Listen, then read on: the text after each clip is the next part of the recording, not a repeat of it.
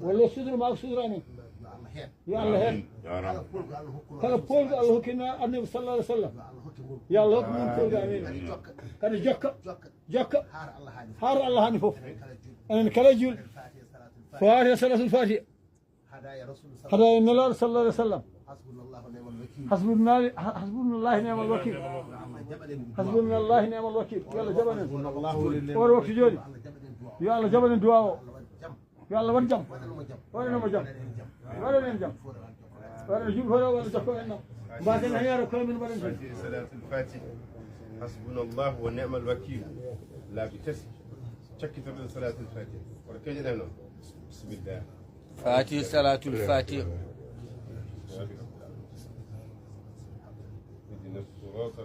آمين يا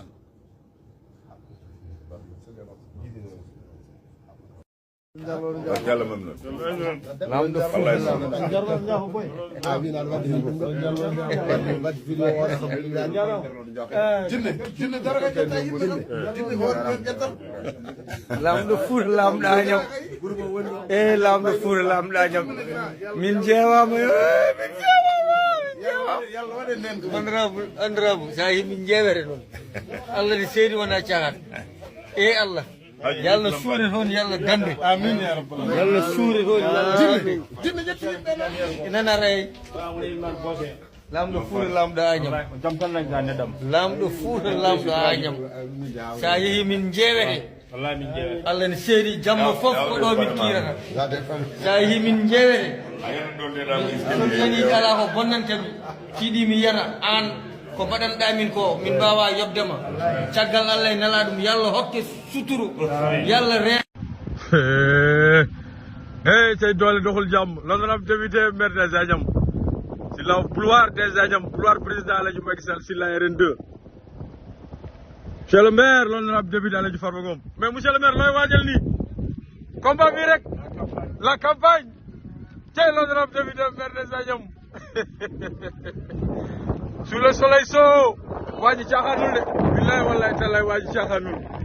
non le soir du 31 juillet inchallah rabbi bu soobee yàlla suñu borom bu soobee yàlla inchallah rabbi monsieur le maire l'honorable député maire des Agnam li muy waajal lu am doole la inchallah rabbi ndam rek bu soobee yàlla jaraam la maire des Agnam jërëjëf sous le soleil chaud sans garde corps waaji mu ngi wut physique de mais waaye yeeyu askan wi kala e Maysa Ndiaye yimɓe Farba Ngom to ɓe goni hen ɓe goni ko Grand Médine legal Grand Médine naɓe fof yimɓe waɗɓe fayida ndeysan yimɓe ganduɗa ɓe gandumi yimɓe président Macky Sall yimɓe noon kala noon one metti anje oɗo ganduɗa ko one metti anje kala ɗum minen jeeyi Grand Médine naɓe très bien fof yontaɓe eyyi ɗum comme jiɗɗomo fof min jiɗɗum padese taw onon mbaɗama libéré min mi waɗaka taw on kaala ya waɗe ma libéré oy selo honorable député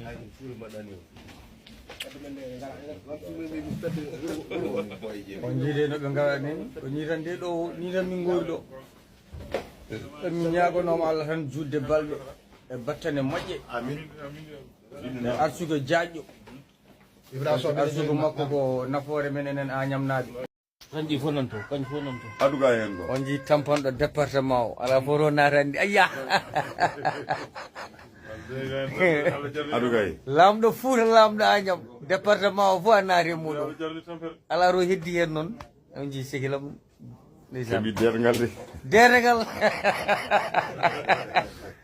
oɗon ponto joom département on ngala ko reeda on ballata on cakkora on muddata on sakkone muddu on adda hôpital Ablaye Sally ayan Ablaye Sally a sa rentaki min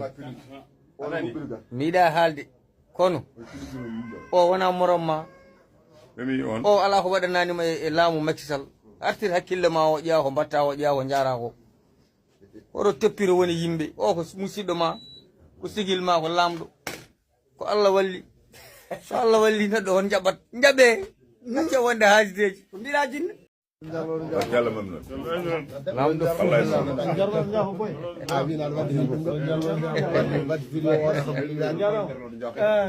jinne dara ka jetta yimɓe ɗon jinne hoore ƴettan lamɗo fuuta lamɗa ñam e lamɗo fuuta lamɗa ñam min jeewama min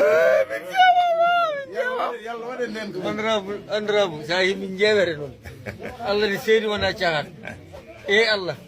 yallah suure toon yallah gande amin ya rabbal alamin yallah suure toon yallah jinne ƴetti yimɓe ɗon nana ray lamɗo fuuta lamɗo añam jam tan dañta neɗɗam lamɗo fuuta lamɗo añam sa yeehi min jeewete wallahi min jeewete allah ne seedi jamma fof ko ɗo min kiirata sa yeehi min jeewete min nani ala ko bonnantemi tiiɗi mi yiyata an ko mbaɗanɗa min ko min mbawa yobdema caggal allah e nala ɗum yallah hokke suturu yallah ree walla sudura ma ko sudurani yo allah heen kala polgo allah hokkino annabi sallallahu alih w sallam yo allah hokku mum polgo amin kadi jokka haara allah hani foof enen kala julɗo fatiha salatul fatiha hadaya nelaɗo sallallahu alih w sallam hasbunallahi ni'mal wakil hasbunallahi ni'mal wakil yo allah jaɓanen oɗo waktu jooɗi yo allah jaɓanen duwa o yo allah waɗ jaam waɗanoma jaam waɗanen jaam waɗano juɓe hoɗo waɗa jokko en nam mbaten heere koye min mbaɗen tan salatul fatih hasbunallahu wa ni'mal wakil laabi tati cakkitorɗen salatul fatih koto keƴeɗen noon bisimillah fatih salatul fatih اهدنا الصراط المستقيم amin ya allah